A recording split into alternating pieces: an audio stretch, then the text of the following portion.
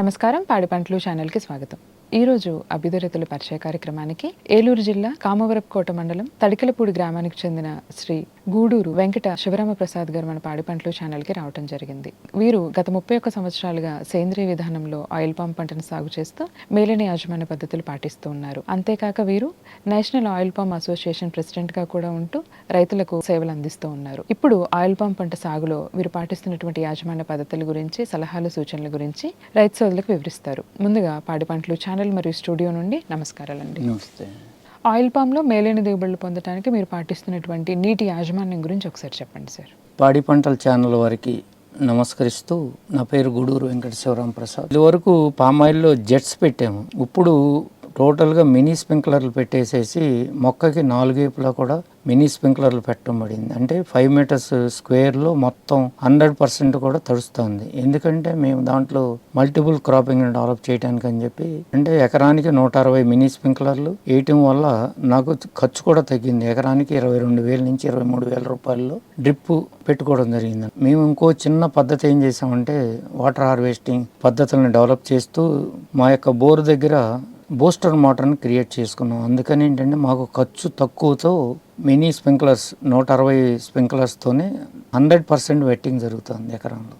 రెండోది ఏంటంటే, మేలైన పద్ధతులు ఏంటరా అంటే, వాటర్ మేనేజ్మెంట్ కూడా మనకు వాటర్ ఉందని చెప్పి కనుక ఎక్కువ నీరు పెట్టామా మనం కొంతవరకు లాస్ పొందుతున్నాం. రైతు సోదరులందరికీ ఏంటంటే, సింపుల్గా వాటర్ మేనేజ్మెంట్ అనేది, అంటే నీటి యొక్క తడులని ఎలా ఇచ్చుకోవాలి అనేది కూడా మేజర్ కాంపోనెంట్ కూడా తీసుకోవాల్సిన ఆవశ్యకత కనపడుతుంది నాకు తెలిసినంతవరకు.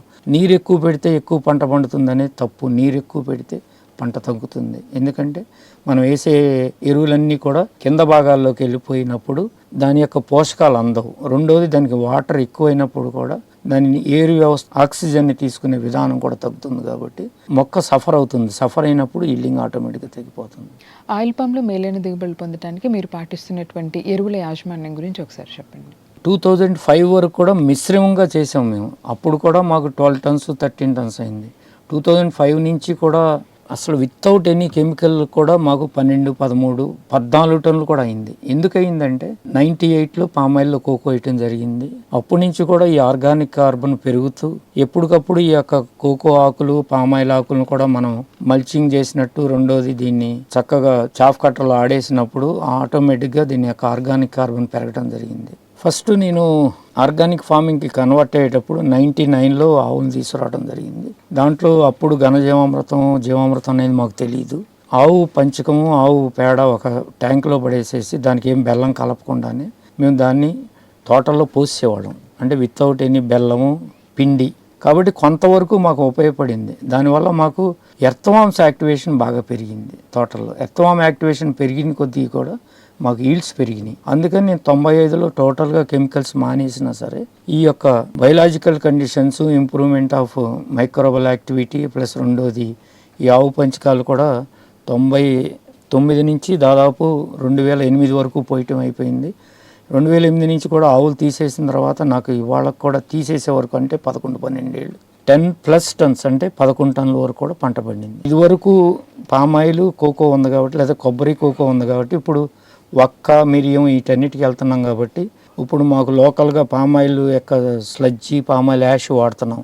దాన్ని కంపల్సరీ కొంచెం ఈల్డ్స్ పెరగటానికి కానీ, స్టెబిలైజేషన్ ఆఫ్ ఈ మొక్క పెరగటానికి కానీ అవసరం అనేది మాకు అవగాహన అవుతుంది. కాబట్టి ఎడిషనల్గా స్లజ్జీ, యాషు ప్లస్ ఇప్పుడు ఒక 100 కేజీలు చెక్క, ఎకరానికి ఒక 100 కేజీలు ఎనీ నూనె చెక్కలను వాడుతున్నాము. మేలైన దిగుబడులు పొందడానికి సేంద్రియ వ్యవసాయ విధానంలో ఆయిల్ పామ్ పంట సాగులో పాటించవలసిన నీటి యాజమాన్యం గురించి, ఎరువుల యాజమాన్యం గురించి రైతు సోదరులకు చాలా చక్కగా వివరించారండి. ధన్యవాదాలు. ధన్యవాదాలు.